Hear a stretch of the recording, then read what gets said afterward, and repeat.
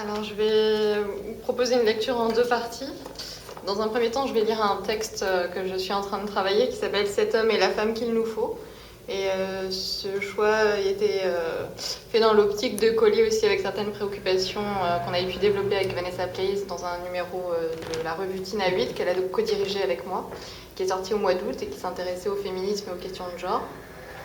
Et ensuite, je vous proposerai la lecture de mon texte Séquoiadrome qui est sorti au mois de janvier dernier.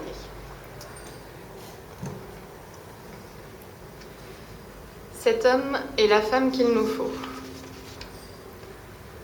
Pour l'instant, si l'on veut, joue, entre en scène, le corps parlant, mot par résonance, se ferait des voix par flux à travers les couches de mots, dépôt horizontal au fond de quoi, parfois s'échappe, s'isole solidifié un mot, muré à l'intérieur, n'échappe pas, il crie, hurle, toujours même mot se tord, étouffe sans expulsion ni crachat, ni vomissure, brûlure lente, foudroyante. Daniel Colobert, il donc. Venez.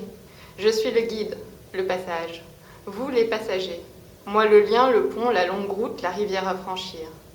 On va marcher, lentement, à pied, pieds nus. Ça prendra le temps que ça prendra. Peut-être même que ça ne marchera pas. Qu'il n'y a pas de bout, de fin, de destination. Peut-être qu'on arrivera trop tard, mais au moins on aura tenté. Christophe Chemin, Hémorroïde. L'inscription aux sessions automnales est désormais close. La salle se blinde de colonies spectatrices survoltées. L'obscurité nappe de sa texture floue, les parois veloutées retenant la foule qui, nuée mellifère, se rue vers les alvéoles disponibles. L'intelligence collective les différencie encore de la masse gouvernementale inféodée. De simples exécutantes pourront bientôt accomplir des tâches obscures, guidées par une machinerie cognitive fondamentale baptisée synergie. Celle-là même qui, des oies sauvages, requiert une communauté identitaire, une structure horizontale et une gestion collective. L'entreprise est délicate. La surchauffe menace chaque respiration, qui en rencontre une autre, comme lorsqu'à l'intersection de deux figures circulaires, la teinte de l'une se mêle à celle de l'autre pour en faire surgir une troisième.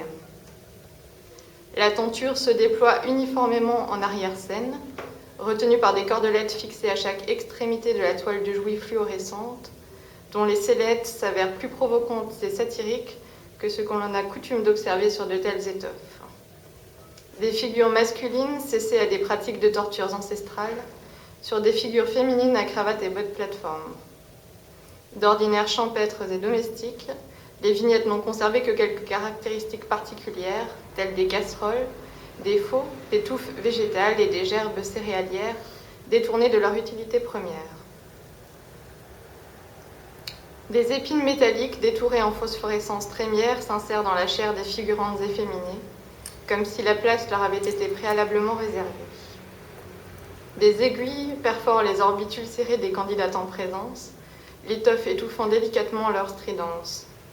La toile vient lécher, manifestation mobile et lumineuse, l'extrémité dentelée d'une structure boisée.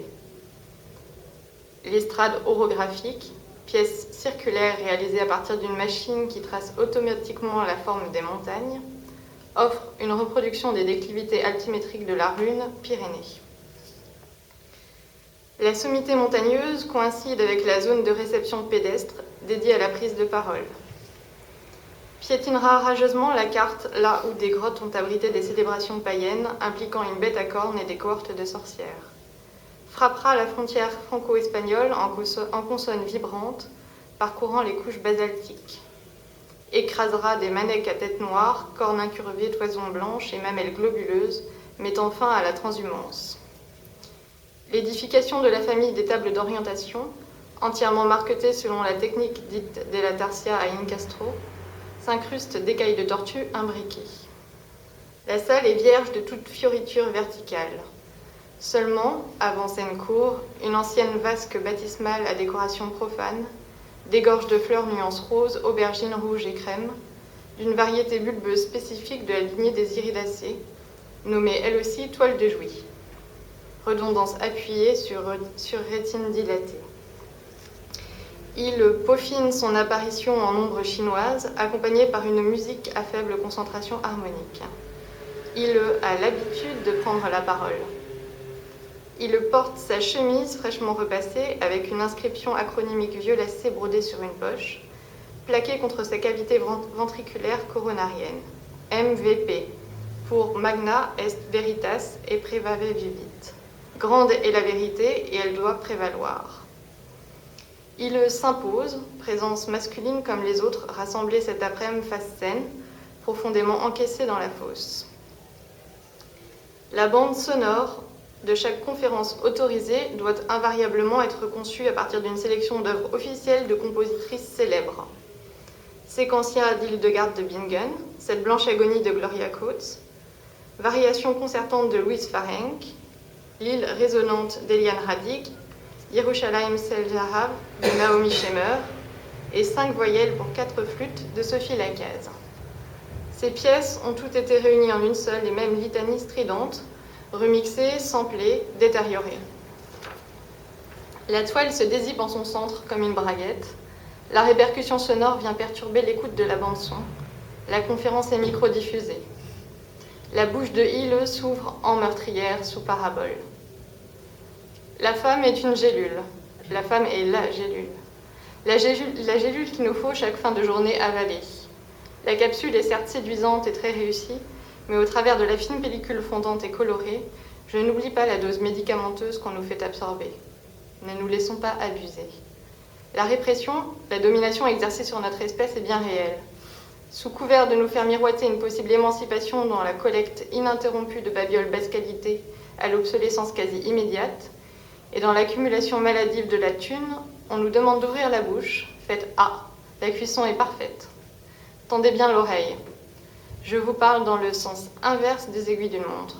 Entendez-moi bien. Elles nous tiennent par les couilles et ne nous lâcheront pas. La participation aux élections que nous venons à peine d'obtenir il y a quelques années, ainsi que celle d'absorber une gélule contraceptive masculine, ne doit pas nous laisser aller à la paresse. Nous ne devons pas perdre de vue cette lutte acharnée qui n'en est qu'à la lisière de ses possibilités. Elles mènent la danse, reprenons-leur la bride, arrachons la cravache de leurs mains. Naguère, les choses étaient différentes, vous pouvez m'accorder votre pleine et entière confiance. De nombreuses œuvres littéraires et philosophiques passées sous silence, censurées, détruites, en témoignent. Elles ont réécrit l'histoire, elles nous ont raconté des histoires. Elles nous font gober leurs pilules, elles nous font passer pour des truffes. Regardez ces jolies fleurs sur ma gauche. Elles aussi sont toxiques, qu'on leur dise avec des fleurs. Servons-leur à boire. Une décoction à base d'iridacées et de canne de madère. Les iridacées entraînent post-ingestion de la partie bulbeuse de la plante, ataxie, motricité perturbée, coordination empêchée des extrémités, nausées, diarrhée, coliques, crampes, arythmie cardiaque, bradycardie, pulsation cardiaque en dessous de 60 par minute, hypotonie et basse pression sanguine. Quant à la canne de madère, ou Dieffenbachia, une simple morsure sur la tige peut causer de graves irritations de la gorge et rendre aphone. Dans certaines circonstances, l'irritation peut causer l'enflure de la langue et rendre la respiration laborieuse, allant jusqu'à la nécrose. Que Pontésilé, l'égérie de la faction féministe gouvernementale, en absorbe donc quelques rasades, et s'agorge de se bomber comme la grenouille l'enflure qui voulait se faire plus grosse. Qu'elle passe la coupe à ses copines, Clonier, Derinoé et Thermodosa, les ministresses de pacotille, qui chaque fois que la lune vient à croître, en profitent pour faire passer des mesures plus répressives les unes que les autres. Vous vous demandez pourquoi choisir une salle qui accueille habituellement des représentations théâtrales pour vous proposer cette série de conférences. Leur perfidie est proprement terrifiante, vous allez comprendre. Elles usent d'une technique théâtrale pour nous contrôler. Leur ruse, la déicoscopie, ou vision murale traversante, qui veut qu'on en parle, mais qu'aucune action violente n'ait véritablement sa place sur scène. On en entend parler, mais on ne voit que dalle. Elle se joue une pièce, ou nous laisse jouer une pièce. Nous avons le droit à la parole, mais pas à l'action. Nous pouvons les critiquer en toute liberté, mais pour ce faire, nous n'avons que leur phraséologie, leur terminaison, leur nomenclature, leur grammaire à disposition. La langue se conjugue au féminin. Il s'agit du texte en cours, et comme vous l'avez compris, je pense qu'il n'y a aucun terme masculin qui est utilisé pour la rédaction de ce texte, puisqu'il s'agit d'une dystopie où il y a une éradication totale de l'espèce masculine, et même les termes sont prohibés. Donc voilà, c'est le démarrage. bien travail. Et ensuite, je vais vous lire un extrait de Sequoia Drum qui est sorti au mois de janvier, qui est tout à fait sur un autre registre, enfin un autre thème plutôt. Welcome to Flight 666. Please take your seat according to your seat number and fasten your seat belt. Nous allons procéder au décollage. 11 septembre 2001, un engin d'United Airlines s'abat sur New York. 2907 victimes. 27 mars 1977, un appareil de la Pan Am KLM s'écrase à Tenerife. 583 victimes.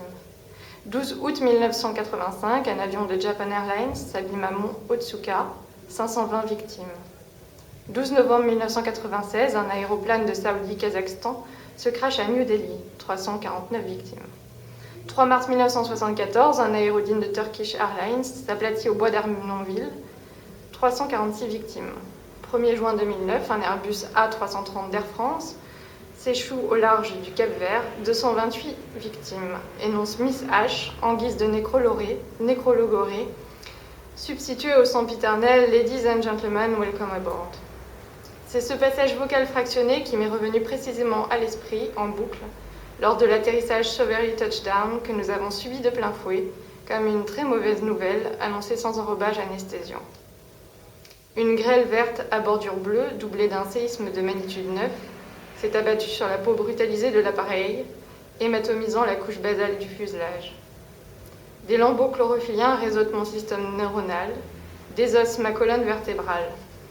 Le décor s'est enflé pareillement au front d'une baleine beluga, insufflant de l'air à ses sinus au large du Donut Hole, à proximité de la presqu'île géolocalisée de Kamtchatka, entre USA et Russie, découpant tranquillement les mers de Bering en deux parts égales, tea time oblige. Le beluga fait la grimace au Léviathan. Si le sourire du dauphin reste figé, malgré ses microplis épidermiques, comme celui des actrices hollywoodiennes botoxées, d'armes abrasées, la flexibilité cervicale du beluga lui permet d'expérimenter un large éventail de grimaces, lui assurant la sympathie du public. Son prédateur principal, autre espèce menacée, est l'ours polaire. L'ours polaire profite de la glace prise rapide pour assommer d'un coup de patte le beluga, le traîner sur la banquise pour le découper avec ses griffes effilées et y plonger son museau givré. Le beluga, du caviar pour Lucius maritimus plantigrade.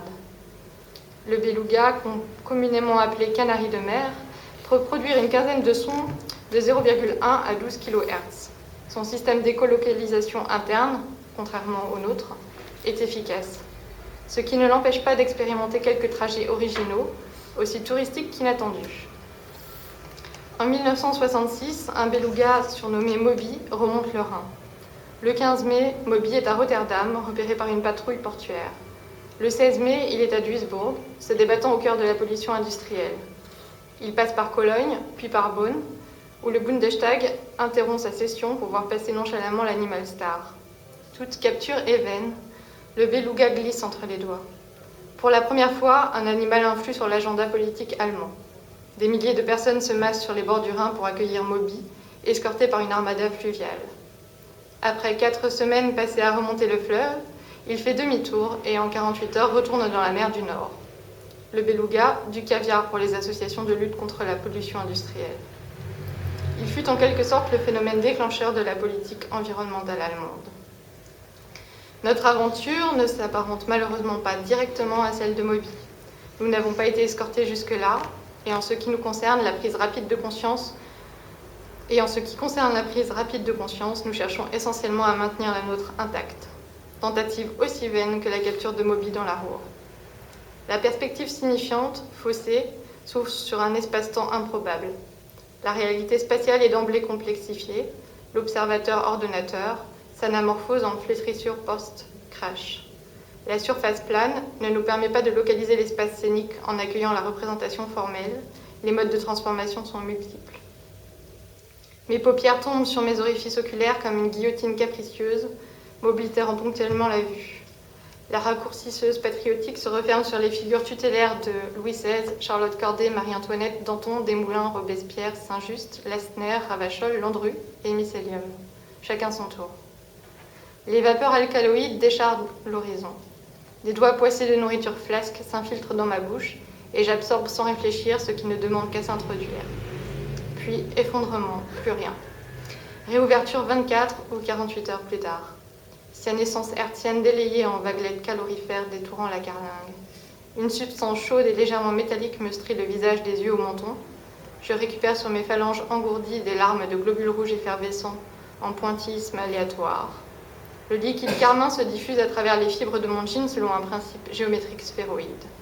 Je me flashback la chromologie des événements, balayant le spectre jusqu'au rouge longueur d'onde terminale. J'ai dû m'assoupir de nouveau et rouvrir ma plaie frontale à l'occasion de mon bref blackout. Mes oripeaux souillés me donnent l'air d'être partie prenante d'une scène de crime encore fraîche. Mycélium à mes côtés, démembré dans le cockpit, underwear à poids Yaya Kusamaesque, exposition plein sud, semble intacte mais encore fortement sonnée.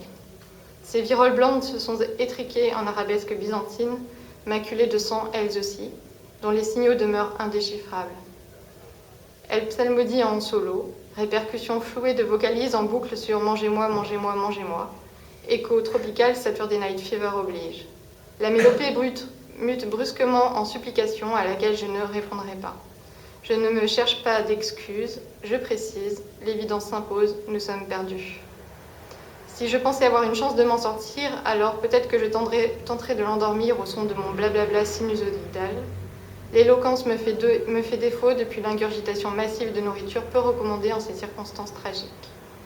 La cime de l'arbre dans lequel nous nous sommes crachés regorge de champignons. C'est tout ce qu'on a trouvé à se mettre sous les crocs, des tonnes de fungi hallucinogènes. Les mycètes nous décalquent en trip, pas du tout Wonderland. Mycélium dévisse ses pupilles en distanciation orbitale de type on a marché sur la Lune.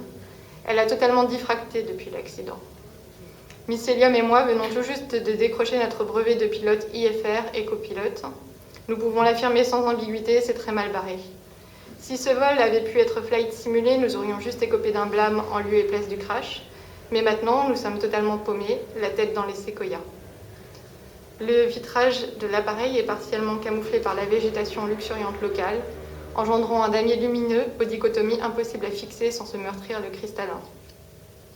Le tronc de l'arbre s'avère d'un rouge étonnamment duveteux, virtualisant la relation main-écorce-rétidome, 30 cm en conforama optimal. Un résumé s'impose. Notre dernière position connue nous localiserait très exactement au sommet du séquoia Karl Marx, à bonne distance du séquoia General Grant, au cœur d'un vaste séquoiadrome californien. Nous avons décollé du Bourget, LBG, en Cessna 182A Skyline, ne répondons pas à notre connaissance au nom de Spirit of Saint-Louis. Avec assez d'essence, autonomie de 8 heures max pour atteindre Biscarrosse. Alors la Californie est clairement exclue du plan de vol. Voilà.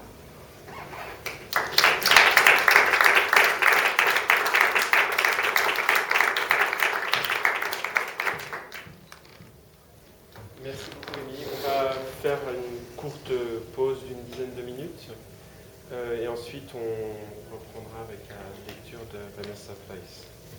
Merci.